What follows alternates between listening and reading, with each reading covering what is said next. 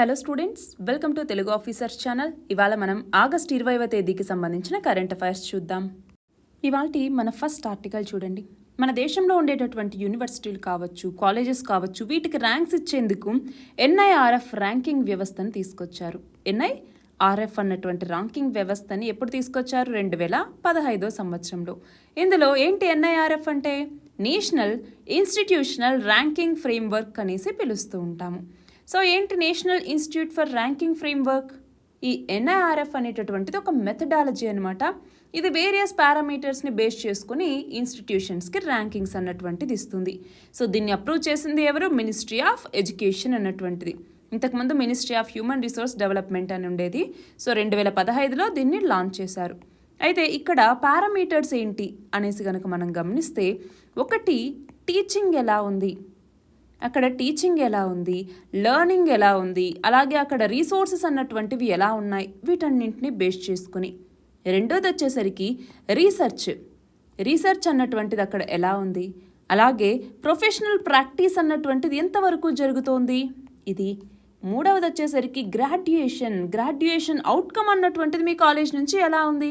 For example placement కావచ్చు, higher studies కావచ్చు, లేదంటే శాలరీ కావచ్చు, పిహెచ్డి స్టూడెంట్స్ ఎంతమంది ఉన్నారు, ఇలా అన్నమాట. అట్లాగే ఇండస్ట్రీకి సంబంధించి కావచ్చు, అలాగే అవుట్ రీచ్ అన్నటువంటిది ఎలా ఉంది అన్నటువంటిది. అంతేకాకుండా పర్సెప్షన్ అంటే ఏంటి? అకాడమిక్ పీర్స్ కావచ్చు, ఎంప్లాయీస్ కావచ్చు, వాళ్ళ పర్సెప్షన్ అనేది ఎలా ఉంది అన్నట్టుగా ఈ పారామీటర్స్ని బేస్ చేసుకొని ఎన్ఐఆర్ఎఫ్ ర్యాంకింగ్ అన్నటువంటిది ఈ వివిధ రకాల ఇన్స్టిట్యూషన్స్కి ఇస్తుందన్నమాట. మరి ఇక్కడ ఆర్టికల్లో ఏం చెప్తున్నారు? ఈ ఎన్ఐఆర్ఎఫ్ ర్యాంకింగ్స్లోకి వచ్చేసరికి మన 2 తెలుగు రాష్ట్రాల నుంచి ఎక్కువ విద్యా సంస్థలు ఇందులోకి రాలేకపోతున్నాయి. అంటే డిగ్రీ, ఇంజనీరింగ్ కళాశాలలు కావచ్చు, ప్రభుత్వ ప్రైవేట్ యూనివర్సిటీస్ కావచ్చు, వీటికి ర్యాంకింగ్స్ ఇస్తే ఇందులో మన వాటికి దక్కినటువంటి స్థానాలు చాలా తక్కువగా ఉన్నాయి. అంటే 2 తెలుగు రాష్ట్రాల్లో ఎన్నో ప్రఖ్యాతమైనటువంటి విద్యా సంస్థలు ఉన్నా కూడా ఇలాంటి పరిస్థితి ఎందుకు వచ్చింది అంటే, ఇక్కడ ఉన్నటువంటి అధ్యాపక సిబ్బంది కావచ్చు, అలాగే బోధనేతర సిబ్బంది కావచ్చు, వాళ్ళలో ఖాళీలు అన్నటువంటి ఇంకా చాలా ఉన్నాయి. ఆ ఖాళీల భర్తీ అన్నటువంటిది జరగాలి, దానికోసం చర్యలు తీసుకోవాలి. అలాగే తీసుకునేటటువంటి నియామకాలు ఏవైతే ఉన్నాయో వీటిలో ప్రతిభకి, పారదర్శకతకి ప్రాధాన్యత ఇవ్వాల్సిన అవసరం ఉంది. అట్లానే కళాశాలల్లో చాలా సీట్లు అన్నటువంటివి నిండట్లేదు. దీనికి ఏంటి కారణాలు అనేసి కనుక్కోవాలి. కొత్త కోర్సులు ప్రవేశపెట్టాలి. అలాగే మనకి నేషనల్ ఎడ్యుకేషన్ పాలసీ అనేసి 2020లో తీసుకొచ్చాం. దాని ఇంప్లిమెంటేషన్ సరిగ్గా ఉండాలి. నిధుల కేటాయింపు అన్నటువంటిది సరిగ్గా జరగాలి. రీసెర్చ్ అండ్ డెవలప్మెంట్ అన్నటువంటిది జరగాలి. అలాగే పీడబ్ల్యూడి స్టూడెంట్స్కి కావాల్సినటువంటి మౌలిక వసతులు అన్నటువంటివి ఉండాలి. అంటే ఇక్కడ ఒకటి గమనించాలి, నాక్ అక్రెడిషన్ దగ్గర నుంచి ఏవైతే విద్యా సంస్థలకి వివిధ రకాల నాక్ గుర్తింపులు ఉన్నా కూడా సరైనటువంటి ఇన్ఫ్రాస్ట్రక్చర్ అన్నటువంటిది కరెక్ట్గా మెయింటైన్ చేయగలుగుతున్నారా అన్నటువంటిది ఇక్కడ ఉన్న క్వశ్చన్. కాబట్టి రాబోయే రోజుల్లో ఇటు జాతీయ, అంతర్జాతీయ ర్యాంకుల్లో మన తెలుగు రాష్ట్రాలు నిల్చోవాలి అన్నా, మెరుగైన స్థానాలు పొందాలి అన్నా కూడా ప్రభుత్వం కావచ్చు, అధ్యాపకులు కావచ్చు, విద్యార్థులు కావచ్చు, తల్లిదండ్రులు, పరిశ్రమలు, సమాజం వీళ్ళందరూ సమిష్టిగా కృషి చేస్తేనే ఇది సాధ్యమవుతుంది అనేసి ఈ ఆర్టికల్. మన నెక్స్ట్ ఆర్టికల్ చూడండి. మంకీ పాక్స్కి సంబంధించి. మంకీ పాక్స్ లేదా దీన్ని ఎంపాక్స్ అనేసి కూడా పిలుస్తూ ఉంటారు. ఆల్రెడీ మనం ప్రతిరోజు లాస్ట్ 3-4 డేస్ నుంచి చదువుకుంటున్నాం. ఏంటి అంటే, ఆఫ్రికాలో మంకీ పాక్స్ కేసులు అన్నటువంటివి మరింతగా పెరిగిపోతూ ఉన్నాయన్నటువంటి నేపథ్యంలో సో అసలు మంకీ పాక్స్ లేదా ఎంపాక్స్ అన్నటువంటిది ఇది ఒక జూనోటిక్ డిసీజ్. అంటే ఏంటి? జంతువుల ద్వారా వ్యాపిస్తుంది. అలాగే ఇది వైరస్ ద్వారా వ్యాపిస్తుంది. ఈ మంకీ పాక్స్ వైరస్ అంట. ఈ వైరస్ ద్వారా కోతులకి ఇది సోకితే కోతుల నుంచి మనుషులకి ఇది సంక్రమిస్తోంది. ఒక కోతులనే కాదు, ర్యాట్స్ నుంచి, ర్యాబిట్స్ నుంచి కూడా ఇది మనుషులకి వ్యాప్తి చెందుతుంది. సో ఇక్కడ న్యాచురల్ హోస్ట్ అన్నటువంటిది డిఫైన్ చేయలేం, కానీ చాలా యానిమల్స్ ద్వారా ఇది సోకుతుందనేసి చెప్పచ్చు. సో స్టార్టింగ్లో మనకి 1958లో ఆ టైంలో డెమోక్రటిక్ రిపబ్లిక్ ఆఫ్ కాంగో అన్నటువంటిది ఉంది కదా, అప్పుడు కనుక్కున్నారనమాట. దాని తర్వాత చాలా వెస్ట్, సెంట్రల్ ఆఫ్రికన్ కంట్రీస్లో కూడా దీన్ని కనుక్కున్నారు. సో అయితే ఈ ఎంపాక్స్ యొక్క సింటమ్స్ ఎలా ఉంటాయి, లక్షణాలు అన్నటువంటివి ఎలా ఉంటాయి అన్నట్టు మనం చూస్తే, నార్మల్గా స్మాల్ పాక్స్, చికెన్ పాక్స్ వీటికి ఎట్లా అయితే సిమ్టమ్స్ కనపడతాయో అలానే అనమాట. ఫర్ ఎగ్జాంపుల్ ఇప్పుడు చికెన్ పాక్స్ ఇన్ఫెక్షన్ కన్నా కూడా ఇది కొంచెం సివియర్ అనేసి చెప్పాలి. హెడేక్ అనేది ఉండటం, ఫీవర్ అనేది ఉండటం, ఇవన్నీ కూడా ఉంటాయి. అలాగే స్మాల్ పాక్స్తో కంపేర్ చేసుకుంటే ఇది డిఫరెంట్, ఎందుకంటే ఇక్కడ లింఫ్ గ్లాండ్స్ అన్నటువంటివి ఎన్లార్జ్ అవుతాయన్నమాట. సో ఇక్కడ బ్లడ్తో డైరెక్ట్ కాంటాక్ట్ ఉన్న, బాడీలీ ఫ్లూయిడ్స్ ద్వారాను, ఇన్ఫెక్టెడ్ యానిమల్స్ ద్వారాను, లేదంటే ఆ ఇన్ఫెక్టెడ్ యానిమల్స్ని మనం కుక్ చేసుకున్నప్పుడు ఆ మాంసం ద్వారా తినడం ద్వారాను, వీటన్నిటి ద్వారా ట్రాన్స్మిట్ అయ్యే అవకాశాలు ఉన్నాయి. కాకపోతే ఇక్కడ ప్రతి 100 మందిలో నలుగురు చనిపోయేటటువంటి అవకాశం అన్నటువంటిది ఈ ఎంపాక్స్ ద్వారా ఉందన్నమాట. సో ఇప్పుడు ఏం చేయాలి? సర్వేలెన్స్ని పెంచుకోవటం, ఈ డిసీజ్ గురించి అవేర్నెస్ని క్రియేట్ చేసుకోవటం, వైల్డ్ యానిమల్స్ ఎస్పెషల్లీ మంకీస్ వీటితో కొంచెం అవాయిడ్ చేయటం వాటిని. అట్లానే ఈ ఏదైతే స్మాల్ పాక్స్కి ఇంతకుముందు వ్యాక్సిన్ కావచ్చు, మందులు కావచ్చు వాడుతున్నారో అవి కొంచెం ఎఫెక్టివ్గా పనిచేస్తాయి కాబట్టి వాటిని వాడుకోవటం, హెల్త్ ఫెసిలిటీస్ అన్నటువంటివి మరింతగా క్రియేట్ చేసుకోవటం. సో వీటన్నింటి ద్వారా మంకీ పాక్స్ని మనం కొంతవరకు అరికట్టచ్చు. మన నెక్స్ట్ ఆర్టికల్ చూడండి. చైనా ఫిలిప్పైన్స్ మధ్య మళ్ళీ గొడవ అన్నటువంటిది జరుగుతోంది అన్నట్టుగా. మరి ఈ నేపథ్యంలో మనకేం తెలియాలి? ఇక్కడ చూడండి. ఫర్ ఎగ్జాంపుల్ ఇదంతా చైనా అనుకుంటే ఇక్కడ ఫిలిప్పైన్స్ అన్నటువంటిది ఉంటుంది. సో చైనాకి ఫిలిప్పైన్స్కి మధ్య ఆల్రెడీ ఎప్పటి నుంచో డిస్ప్యూట్ అన్నటువంటిది నడుస్తూనే ఉంది. అది మనందరికీ తెలుసు. కానీ ఆ డిస్ప్యూట్ అన్నటువంటిది మళ్ళీ పెరుగుతూనే వస్తోంది ఏదో ఒక రూపంలో. అయితే ఇప్పుడేమైంది? దక్షిణ చైనా సముద్రం అన్నటువంటిది, ఇక్కడ ఏదైతే దక్షిణ చైనా సముద్రం అన్నటువంటిది ఉందో ఆ సముద్రంలో ఈ 2 దేశాలకి సంబంధించిన తీర రక్షక నౌకలు పరస్పరం ఢీకొన్నాయి. దాంతో మళ్ళీ అక్కడ ఉద్రిక్తతలు వచ్చాయన్నమాట. బట్ మనకి అక్కడ తెలియాలి, సౌత్ చైనా సీ రీజియన్లో చాలా డిస్ప్యూట్ అన్నటువంటిది ఎప్పటి నుంచో నడుస్తూనే ఉంది. మరి ఈ నేపథ్యంలో సౌత్ చైనా సీకి సంబంధించి మనకు క్వశ్చన్స్ అడిగే ఛాన్సెస్ ఉన్నాయి. ఏంటి? For example South China Sea ఎందుకు ఇంపార్టెంట్ అంటే, ఒకటి స్ట్రాటజిక్ లొకేషన్లో ఉంది కాబట్టి, చైనాకి తైవాన్కి మధ్య ఈ నార్త్లో బార్డర్ అన్నటువంటిది కలిగి ఉంది. అలాగే ఇండో చైనీస్ పెనిన్సులా, అంటే ఇండో చైనీస్ పెనిన్సులాలో ఏమేమి వస్తాయి? వియత్నాం, థాయిలాండ్, మలేషియా, సింగపూర్ ఇవన్నీ వెస్ట్ సైడ్ ఉంటాయి. ఇండోనేషియా, బ్రూనై ఏమో సౌత్ సైడ్ ఉంటాయి. ఈస్ట్ సైడ్ ఏమో ఇక్కడ ఫిలిప్పైన్స్ అన్నటువంటిది ఉంటుంది. సో అదొకటి తెలియాలి. రెండవది ఇక్కడ ఒక స్ట్రైట్ గుర్తుపెట్టుకోవాలి. అదేంటంటే లుజాన్ స్ట్రైట్ అన్నటువంటిది. లుజాన్ స్ట్రైట్ అన్నటువంటిది తైవాన్ స్ట్రైట్కి ఈస్ట్ చైనా సీతో కలుపుతుందన్నమాట. అదొకటి. అలానే మనకి స్ట్రాటజిక్గా మలక్కా స్ట్రైట్ అనేసి చదువుకుంటాం కదా, మలక్కా జలసంధి అనేసి. సో అదొకటి తెలియాలి. ఇండియా ట్రేడ్ అన్నటువంటిది సౌత్ చైనా సీలోకి దాదాపు 55% ఈ మలక్కా స్ట్రైట్ ద్వారానే వెళ్తుంది. అంతేకాదు ఫిషరీస్కి సంబంధించి కూడా ఇది చాలా ఇంపార్టెంట్. అలాగే ఇక్కడ డిస్ప్యూట్కి సంబంధించి చూస్తే 9 లైన్ అంట. ఈ 9 లైన్లోకి వచ్చేసరికి ఏంటి అంటే, సౌత్ చైనా సీలో 90% సీ అన్నటువంటిది ఇక్కడ కవర్ అవుతుంది. ఇందులో ఫర్ ఎగ్జాంపుల్ పారసల్ ఐలాండ్స్, స్పార్ట్లీ ఐలాండ్స్ వీటన్నిటికి సంబంధించి డిస్ప్యూట్స్ ఉన్నాయి. అంతేకాకుండా నతునా ఐలాండ్స్ అంటాము, స్కార్బోరో షాల్ అనేసి పిలుస్తూ ఉంటాము. సో వీటన్నిటికి సంబంధించి టెరిటోరియల్ డిస్ప్యూట్స్ అన్నటువంటివి ఉన్నాయన్నమాట. ఆ నేపథ్యంలో మనకి చైనా ఫిలిప్పైన్స్ అన్నప్పుడల్లా మనకి ఈ సౌత్ చైనా సీ, అక్కడ ఉన్నటువంటి డిస్ప్యూటెడ్ ఏరియాస్ కావచ్చు, అంటే ఇందాక చెప్పుకున్నట్టుగా 9 లైన్ కావచ్చు, స్పాట్లే ఐలాండ్స్, పారసల్ ఐలాండ్స్, నతునా ఐలాండ్స్, స్కార్బోరో షాల్ ఇలాంటివన్నిటికీ సంబంధించి మలక్కా స్ట్రైట్, తైవాన్ స్ట్రైట్, అలాగే ఇండోనేషియా, బ్రూనై వీటన్నిటికి సంబంధించిన లొకేషన్స్ ఇవన్నీ కూడా మ్యాప్ పాయింట్ ఆఫ్ వ్యూలో జాగ్రఫీ పరంగా చాలా చాలా ఇంపార్టెంట్, గుర్తుంచుకోవాలి. మన నెక్స్ట్ ఆర్టికల్ చూడండి. ఇజ్రాయెల్ పాలస్తీనా కాన్ఫ్లిక్ట్కి సంబంధించి ఇక్కడ ఏమైంది? గాజాలో ఉన్నటువంటి హమాస్కి అలాగే ఇజ్రాయెల్కి మధ్య వార్ అన్నటువంటి జరుగుతుంది. ఇదంతా మనకి బాగా తెలుసు. సో ఇక్కడ మనం ఒకటి గమనించాలి. ఒకటి ఇజ్రాయెల్ బౌండరీ అన్నటువంటిది, ఇజ్రాయెల్ యొక్క బౌండరీస్ ప్రస్తుతం ఎలా ఉన్నాయి అన్నటువంటిది గమనించాలి. ఒకప్పుడు వేరు, ఇప్పుడు వేరు. సో ఇజ్రాయెల్కి ఒకవైపు ఏమో గాజా, ఇంకోవైపు ఈజిప్ట్, ఇంకోవైపు జోర్డాన్, పైన వచ్చేసరికి లెబనాన్, ఇవన్నీ గమనించాలి. అలాగే ఇంకొక సైడ్ మనకి మెడిటరేనియన్ సీ ఉంటుంది. ఇప్పుడు నేను చెప్తున్నానండి మీకు, సింపుల్గా ఒక మ్యాప్ పెట్టేసి నేను చూపించవచ్చు. బట్ ఇప్పుడు నేను చెప్తున్నప్పుడు మీరు విజువలైజ్ చేసుకోవాలి. ఎన్నోసార్లు మనం చదువుకున్నాం కదా క్లాసెస్లో. సో ఒక్కసారి ఇప్పుడు ఇజ్రాయెల్ అంటున్నాను. సో ఆ టైప్ ఆఫ్ వీ షేప్లో కింద ఉంటుంది. సో పైన సైడ్ మెడిటరేనియన్ సీ ఉంటుంది, రైట్ సైడ్లో జోర్డాన్ ఉంటుంది, ఆ పైన లెబనాన్ ఉంటుంది, అలాగే కింద లెఫ్ట్లోకి వచ్చేసరికి ఈజిప్ట్ ఉంటుంది, కింద రైట్లోకి వచ్చేసరికి జోర్డాన్ ఉంటుంది, ఆ కింద వచ్చేసరికి మనకి ఏం కలుస్తుంది? రెడ్ సీతో ఇది లింక్ అయి ఉంటుంది, అవునా? సో పైన వెస్ట్ బ్యాంక్, జెరూసలేం, అటుపక్క డెడ్ సీ కావచ్చు, ఇవన్నీ కూడా ఒక్కసారి గుర్తు తెచ్చుకోవాలి. గాజా, ఆ గాజాలో కూడా మళ్ళీ మనం గమనిస్తే గాజాకి ఈజిప్ట్కి మధ్య రఫా బార్డర్, రఫా క్రాసింగ్ అనేసి పిలుస్తూ ఉంటాం. అలాగే రఫా అన్నటువంటి ఒక ప్రాంతం అన్నటువంటిది ఉంది. సో ఇది గమనించాలి. ఇప్పుడు ఇజ్రాయెల్కి మరియు ఇరాన్కి మధ్య వార్ అన్నటువంటిది స్టార్ట్ అవబోతోంది అనేసి మనం న్యూస్లో చదువుకున్నాం. సో ఆ నేపథ్యంలోనూ ఇది గమనించాలి. సో ఇక్కడేమంటున్నారు, గాజా కాల్పుల యొక్క విరమణ చర్చలకు సంబంధించి శాంతి నెలకొల్పాలి అంటే ఇదే ఆఖరి అవకాశం అన్నట్టుగా ఇక్కడ మాట్లాడుతూ ఉన్నారనమాట. నెక్స్ట్ ఆర్టికల్ చూడండి, ఇక్కడ వన్ ధన్ వికాస్ కేంద్రాస్ గురించి. వన్ ధన్ వికాస్ కేంద్రాస్ గురించి మనకి తెలియాలి అంటే దానికన్నా ముందు ప్రధానమంత్రి వన్ ధన్ యోజన అన్నటువంటి తెలియాలి. వన్ ధన్ అంటే ట్రైబల్స్కి సంబంధించినటువంటిది. ఇది 2018 సంవత్సరంలో మినిస్ట్రీ ఆఫ్ ట్రైబల్ అఫైర్స్ అలాగే ట్రైఫెడ్ అంటే ఏంటి, tribal cooperative marketing development federation of India అంటాం.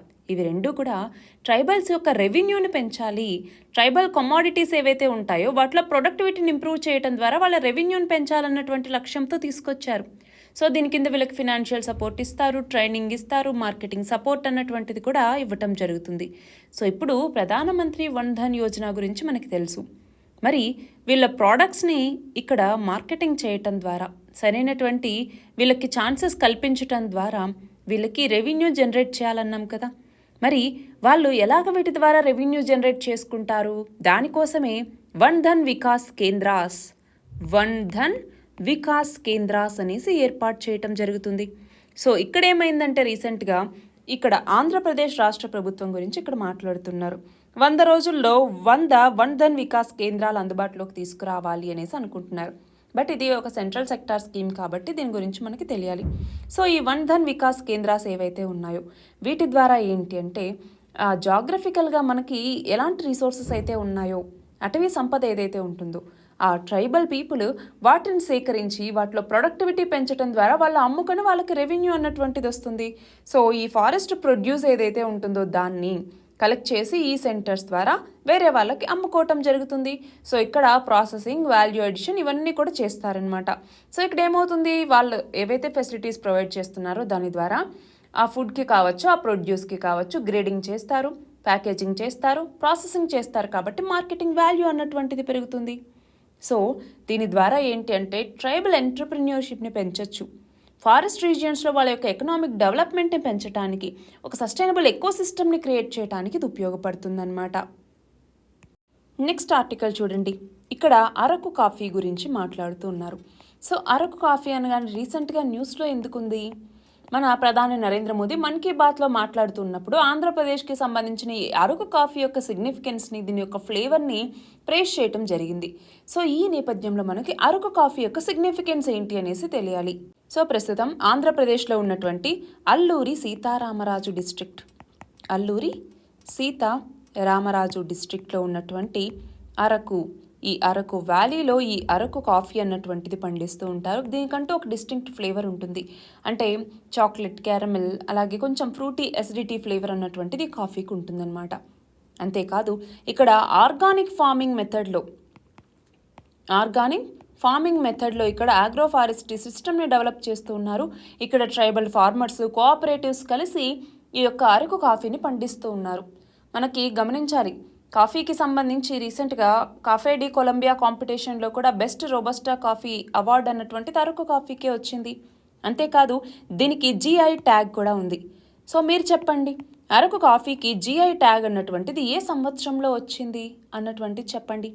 అట్లానే మన భారతదేశంలో అయితే కూర్గ్ అరబికాకి, వయనాడ్ రోబస్టాకి, చిక్మగళూరులో ఉన్నటువంటి అరబికాకి, అలాగే మనం చూస్తే మలబార్ రోబస్టా కేరళకి సంబంధించి వీటన్నీ కూడా ఒక GI ట్యాగ్ని పొందినటువంటి ఇండియన్ కాఫీసే. అంతేకాదు కాఫీకి సంబంధించి టాప్ 3 ప్రొడ్యూసర్స్ ఏంటి వరల్డ్లోనే అంటే ఫస్ట్ ప్లేస్లో బ్రెజిల్ ఉంది, తర్వాత సెకండ్ ప్లేస్లో వియత్నాం అన్నటువంటిది ఉంది, థర్డ్ ప్లేస్లోకి వచ్చేసరికి కొలంబియా అన్నటువంటిది ఉంది. మరి మన భారతదేశం ఎన్నవ స్థానంలో ఉంది అంటే 6th ప్లేస్లో ఉంది మన భారతదేశం. మరి మన భారతదేశంలో టాప్ 3 ప్రొడ్యూసర్స్ ఏంటి కాఫీకి సంబంధించి, ఫస్ట్ ప్లేస్లో కర్ణాటక, ఆ తర్వాత సెకండ్ ప్లేస్లో కేరళ, ఆ తర్వాత 3వ స్థానంలో తమిళనాడు అన్నటువంటిది ఉంది. మన నెక్స్ట్ ఆర్టికల్ చూడండి, కేంద్రం ఆంధ్రప్రదేశ్కి మూలధన వ్యయం కోసం తొలి విడతగా 1500 కోట్లని విడుదల చేసింది. మొత్తం 2200 కోట్లు కేటాయించడం జరిగింది. దేనికోసం అంటే special assistance for capital investment లేదా సాకి అంటాం. దీని కింద నిధులు ఇప్పించేందుకు రీసెంట్గా కేంద్ర ప్రభుత్వం అంగీకరించింది. అందులో భాగంగా తొలి విడతగా 1500 కోట్లు ఇచ్చిందనమాట. సో ఈ నేపథ్యంలో మూలధన వ్యయం అంటే ఏంటి, అసలు మూలధన వ్యయం అంటున్నాం. ఏంటి మూలధన వ్యయం అంటే ఆస్తులు సమకూర్చుకునేందుకు, అలాగే వాటాలు కొనుగోలు చేసేందుకు ప్రభుత్వం చేసేటటువంటి ఖర్చు ఏదైతే ఉంటుందో ఆ ఖర్చునే మనం మూలధన వ్యయం అనేసి పిలుస్తాము. మూలధన వ్యయం అనేటటువంటిది దీర్ఘకాలంలో ప్రజలకు మేలు కలిగించేందుకు చేసే ఖర్చులో అయితే భాగంగా ఉంటుంది. సో దాన్ని మనం మూలధన వ్యయం అనేసి పిలుస్తాం. నెక్స్ట్ చూడండి, డిఫెన్స్ మినిస్టర్ అయినటువంటి రాజ్నాథ్ సింగ్ రీసెంట్గా ఇండియన్ కోస్ట్ గార్డ్కి సంబంధించిన maritime rescue coordination centre building, అలాగే regional maritime pollution response centre, ఈ రెండింటిని తమిళనాడులో ఉన్నటువంటి చెన్నైలో ఇనాగరేట్ చేయటం జరిగింది. సో దీని ద్వారా ఏంటి, మన యొక్క మ్యారిటైమ్ సెక్యూరిటీని మరింత ఎన్హాన్స్ చేసుకునేందుకు, ఏదైనా ఎమర్జెన్సీ వచ్చిందనుకోండి ఆ టైంలో మ్యారిటైమ్ సేఫ్టీ అలాగే ఎన్వైరన్మెంటల్ ప్రొటెక్షన్ని కలిగించేందుకు ఇది ఉపయోగపడుతుంది. నెక్స్ట్ చూడండి, సీనియర్ ఐఏఎస్ ఆఫీసర్ అయినటువంటి రాజేష్ కుమార్ సింగ్, ఈయన నెక్స్ట్ డిఫెన్స్ సెక్రటరీగా అపాయింట్ చేయబడ్డారు. ఇతను 1989 బ్యాచ్కి సంబంధించినటువంటి ఐఏఎస్ ఆఫీసర్, కేరళ క్యాడర్కి సంబంధించిన వ్యక్తి. నెక్స్ట్ చూడండి, వైస్ ప్రెసిడెంట్ అయినటువంటి జగదీప్ ధన్ఖర్, ఈయన రీసెంట్గా ఒక బుక్ని రిలీజ్ చేయటం జరిగింది. ఆ బుక్ పేరు వెంకయ్య నాయుడు ఏ స్టేట్స్మెన్ అన్నటువంటి బుక్. దీన్ని ఆథర్ చేసింది అంటే దీన్ని రాసింది ఎవరు అంటే సంజయ్ కిషోర్. వెంకయ్య నాయుడు మనకి తెలుసు, మన former vice president of India. Next చూడండి, వరల్డ్ ఫోటోగ్రఫీ డే ప్రతి సంవత్సరం ఆగస్టు 19వ తేదీన జరుపుకుంటాం ఫోటోగ్రఫీకి సంబంధించి. ఈ సంవత్సరం థీమ్ వచ్చేసరికి అన్ ఎంటైర్ డే అన్నటువంటిది ఈ సంవత్సరం యొక్క థీమ్. నెక్స్ట్ చూడండి, అక్షయ్ ఊర్జా దివస్. అక్షయ్ ఊర్జా దివస్ని ప్రతి సంవత్సరం మనము ఆగస్టు 20వ తేదీన జరుపుకుంటాం. ఎందుకని అంటే ఇక్కడ రెన్యూవబుల్ రిసోర్సెస్ ఏవైతే ఉంటాయో, అంటే రెన్యూవబుల్ ఎనర్జీ రిసోర్సెస్ ఏవైతే ఉంటాయో ఆ రిసోర్సెస్ మీద అవేర్నెస్ని క్రియేట్ చేయాలి అన్నటువంటి లక్ష్యంతో. అంతేకాదు మాజీ ప్రైమ్ మినిస్టర్ అయినటువంటి రాజీవ్ గాంధీ యొక్క బర్త్ యానివర్సరీ కూడా ఇవాళ. ఆ సందర్భంగానే మనం అక్షయ్ ఊర్జా దివస్ అనేసి 2004వ సంవత్సరం నుంచి జరుపుకుంటున్నాం. సో ఈ నేపథ్యంలో ఏంటి, మనకి న్యాచురల్ సోర్సెస్ ఏవైతే ఉంటాయో ఎనర్జీకి సంబంధించి, ఫర్ ఎగ్జాంపుల్ సోలార్ కావచ్చు, విండ్ కావచ్చు, బయోగ్యాస్ ఎనర్జీ కావచ్చు, హైడ్రో ఎలక్ట్రిక్ పవర్ కావచ్చు. సో వీటి మీద పీపుల్కి అవేర్నెస్ క్రియేట్ చేయాలన్నటువంటి లక్ష్యంతోనే మనం అక్షయ్ ఊర్జా దివస్ని జరుపుకుంటున్నాం అనమాట. సో మీరు చెప్పండి, 2030వ సంవత్సరానికల్లా ఎన్ని గిగావాట్ల రెన్యూవబుల్ ఎనర్జీని మనం అచీవ్ చేయాలనేసి లక్ష్యంగా పెట్టుకున్నాం అన్నటువంటిది మీరు ఆన్సర్ చేయండి. నెక్స్ట్ చూడండి, అంతరిక్షంలో 1000 రోజులు గడిపినటువంటి మొదటి వ్యోమగామిగా చరిత్ర సృష్టించినటువంటి రష్యన్ వ్యోమగామి ఎవరు అంటే ఒలెగ్ కొనెనెంకో. ఆల్రెడీ మనం చదువుకున్నాం. నెక్స్ట్ చూడండి, 2025 జూన్ 8 నుంచి 10 తేదీల్లో 81వ IATA అంటే ఇంటర్నేషనల్ ఎయిర్ ట్రాన్స్పోర్ట్ అసోసియేషన్ యొక్క వార్షిక సమావేశాన్ని ఏ దేశంలో నిర్వహించబోతున్నారు అంటే ఇండియాలో, మన దేశంలో. ఇటీవల వార్తల్లోకి వచ్చిన మోంగ్లా పోర్ట్ ఏ దేశంలో ఉంది? బంగ్లాదేశ్లో ఉంది. అంతేకాదు ఈ మోంగ్లా ఓడరేవ్ అన్నటువంటిది సుందర్బన్ అడవులతో సహజ సిద్ధంగా అయితే రక్షించబడుతోంది. నెక్స్ట్ చూడండి, ఇటీవల వార్తల్లోకి వచ్చినటువంటి లిపు లేక్ కనుమ లేదా లిపు లేక్ పాస్ అంటాం. ఇది ఏ రాష్ట్రంలో ఉంది అంటే ఉత్తరాఖండ్లో ఉంది. ఇది భారతదేశాన్ని టిబెట్తో కలుపుతుంది. ట్రేడ్కి సంబంధించి, కైలాస్ మానసరోవర్ యాత్రకి సంబంధించి ఈ కనుమ అన్నటువంటిది చాలా కీలకం. నెక్స్ట్ చూడండి, హిప్పో క్యాంపస్ అన్నటువంటిది మన మెదడులో ఉన్నటువంటి ఒక భాగం. సో ఇక్కడ ఏంటంటే మనకి రోజు ఎదురయ్యే పరిణామాలకు సంబంధించి జ్ఞాపకాల్ని మెదడులో నిక్షిప్తం చేస్తుంది నిద్ర అన్నటువంటిది. అయితే ఈ మెదడు కణాలు ఏవైతే ఉంటాయో అంటే న్యూరాన్స్ ఏవైతే ఉంటాయో ఆ న్యూరాన్లకి కొరత అన్నటువంటిది రాకుండా ఒక వ్యక్తి జీవితకాలం అంతా కూడా నిద్ర అన్నటువంటిది నడుస్తూ ఉంటుంది. అంటే గాఢ నిద్రలో ఉన్నప్పుడు కొన్నిసార్లు మన మెదడులో హిప్పో క్యాంపస్ అనే భాగం ఉంటుంది. అందులో కొన్ని ప్రదేశాలు క్రియారహితంగా మారిపోతున్నాయి. దానివల్ల ఏమవుతుంది, న్యూరాన్లు మళ్ళీ రీసెట్ అవుతూ ఉన్నాయి. దానివల్ల అవే వ్యవస్థలు అవే న్యూరాన్లని మళ్ళీ పక్కన రోజు వేరే మనం ఏదైనా పనులకు ఉపయోగించుకోవటానికి తోడ్పడుతుందన్నమాట. సో హిప్పో క్యాంపస్ అన్నటువంటిది ఏంటి అంటే మన జ్ఞాపకాల నిక్షిప్తానికి ఇది చాలా ఉపయోగపడుతుంది. మెదడులో కార్టెక్స్ అన్నటువంటి ప్రాంతం ఉంటుంది. ఆ ప్రాంతంలో మన జ్ఞాపకాలు అన్నటువంటివి నిల్వ ఉంటాయి. కానీ ఆ జ్ఞాపకాల్ని పదిలపరచడంలో ఇటు కార్టెక్స్ కావచ్చు, ఇటు హిప్పో క్యాంపస్ కావచ్చు, ఈ రెండు చాలా ముఖ్య పాత్రను పోషిస్తూ ఉన్నాయి. మనకి చిన్న చిన్న జ్ఞాపకాలు అంటే తక్కువ కాలం ఉండేటటువంటి జ్ఞాపకాలు కావచ్చు, లేదా ఎక్కువ కాలం ఉండేటటువంటి జ్ఞాపకాలు కావచ్చు, వీటికి హిప్పో క్యాంపస్ అన్నటువంటిది కార్టెక్స్కి జ్ఞాపకాల్ని బదిలీ చేస్తూ ఉంటుంది. నార్మల్గా హిప్పో క్యాంపస్ని మనం 3 రకాలుగా వర్గీకరిస్తూ ఉంటాం.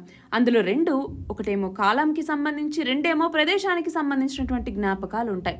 మూడోది వచ్చేసరికి నిద్రించేటప్పుడు ఈ హిప్పో క్యాంపస్లో ఉండే కొన్ని భాగాల్ని క్రియారహితం చేయటం, రీసెట్ చేయటం. సో ఇలాగా ఈ 3 భాగాలు అన్నటువంటి ఉన్నాయి. ఈ హిప్పో క్యాంపస్ వల్ల మనం మన చేదు జ్ఞాపకాల్ని చెరిపేసేటటువంటి అబిలిటీ కూడా మన మెదడుకు ఉంటుంది అన్నట్టుగా ఇక్కడ కనుక్కున్నారనమాట.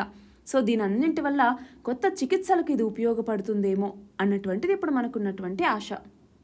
ఇవి ఇవాల్టి ఇంపార్టెంట్ ఆర్టికల్స్. PDF లింక్ డిస్క్రిప్షన్లో ఉంది, మీరు అందులో చూడొచ్చు. All the very best and thank you very much.